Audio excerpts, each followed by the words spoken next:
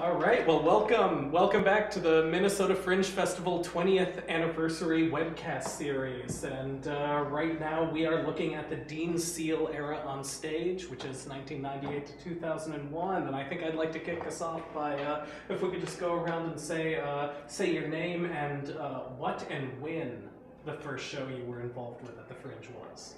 Anthony Paul as audience member around 98, probably. Lloyd Brant. I was in a show called, I wrote a show called The Egghead that was premiered in 1994.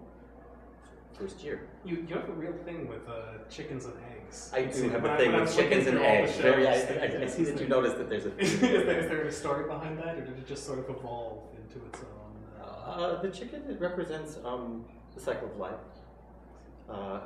It came about after the death of my daughter, and I explored the egg as a symbol of life and regeneration, as my way of exploring that experience in my life. That is a very dark backstory to some very silly, uplifting work. That was the idea. That was the idea. Yeah. All right. I'm Nancy Ruyle, and I started, I believe it was 98, with a production from Upstart Theater, and that was 4 stories. It was 4 ghost stories, essentially, with Craig Johnson and Ryan Columbus and a few other people. Who you still work with, don't you? Yep, I do. Not so much. Craig and I had worked together for quite a while, but Ryan and I collaborate often.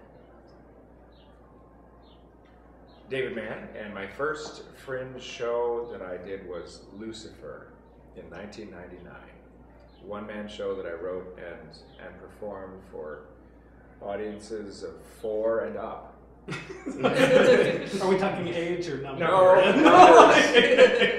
At the Music Box Theater, which holds over 400 people when full. So that was my first one. I opened my first Fringe show to an audience of 3 people, so I think yeah. I can connect with this. If you're a one-man show, you really want to outnumber. Yeah. You don't want to. Yeah. What about you? My show was called An Hour of Utter Nonsense and Meaningless Art, Including Titanic. And it was probably the worst show I ever did. I found the description for An Hour of Utter Nonsense and Meaningless Art. Wow. And what the first line of it is, picking my nose, cross-dressing, and Elvis impersonation, mime, and lip sync. Yep. I'm pretty sure I've seen like half of these. Probably. Yeah. So because I know you're constantly developing new material, and but you also have a lot of stuff that you have in repertoire, and that am I correct in understanding that there's material here that you've been performing for Fringe audiences for 10 years and longer now? Yeah, there's a lot of that. I think the cross-dressing and the Elvis thing, that was a skit that I did where it was Elvis Presley pretending to be Janis Joplin. Obviously. So, yeah, which I thought was interesting because Elvis is so, the iconic, mostly known for his straight lace way of performing and his music and everything, and then Janis is the rock and roll, psychedelic, drugs, and 60s type of thing. So for him to pretend to be that, I thought was an interesting mix. And it was, and that show was probably the last time I did that. Yeah, because it's just the whole costume change and stuff was just.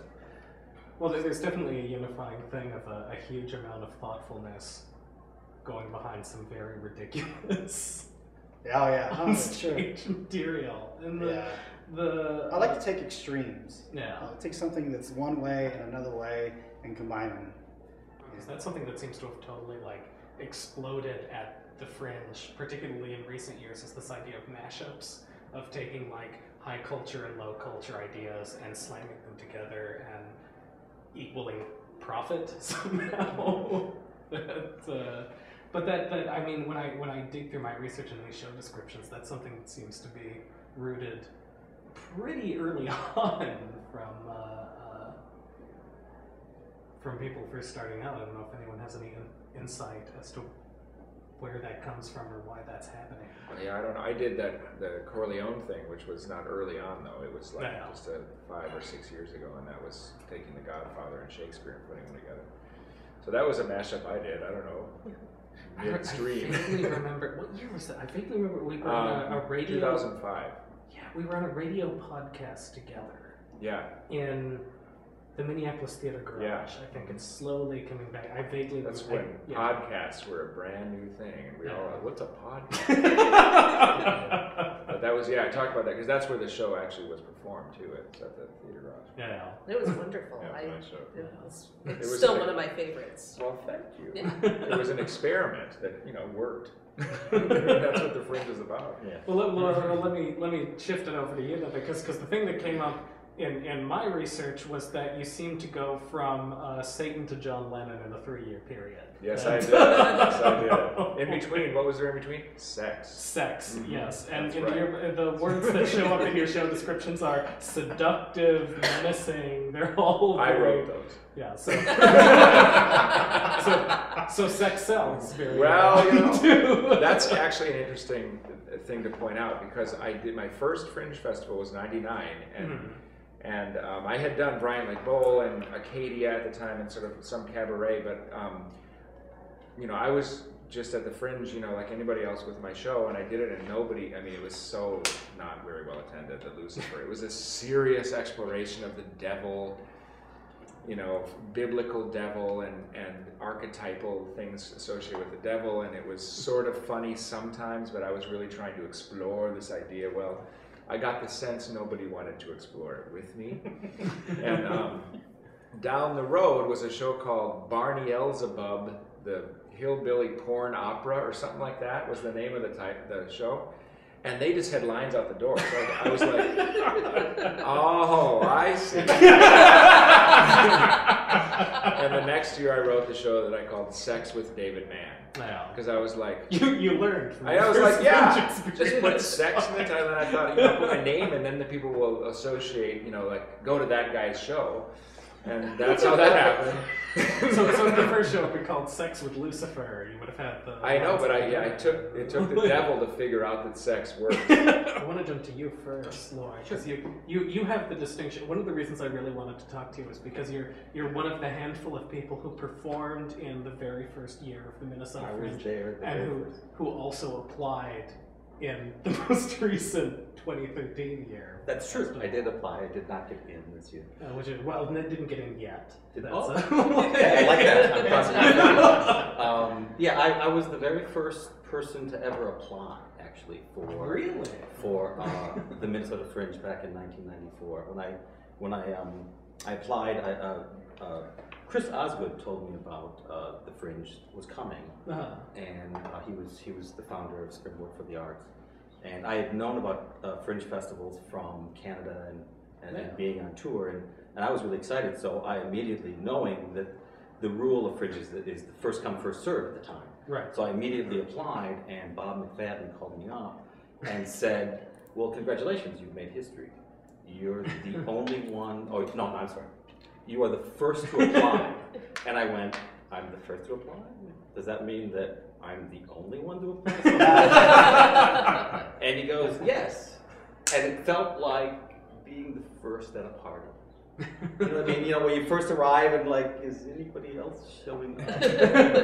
And I have to say, Dean Seal was his era is when it changed of feeling like you're the first to arrive at a party to all of a sudden it became a phenomenon. Moving on to you two, one reason I wanted to have both of you is because you both work with the Fringe in just a huge variety of roles. I think you've both acted, you've both directed, you've both written, you've both produced at various points throughout the Fringe, and I was wondering if you could speak to that sort of shifting between, because the Fringe almost seems to, it not only seems to me to encourage that shifting between roles, it almost seems to require it if you do the Fringe enough years, you can't just be one thing. Sooner or later, you end up doing everything. And I don't know if you do have any insight. Well, certainly since it's gained popularity as the years have gone by, certainly not in the early years, but since the advent of the lottery and the need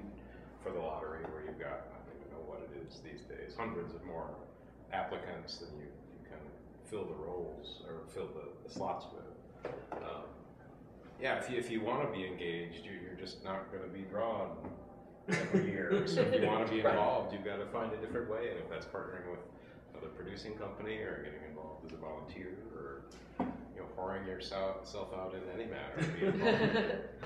I've always kind of viewed it as kind of the Minneapolis theater scene's summer camp.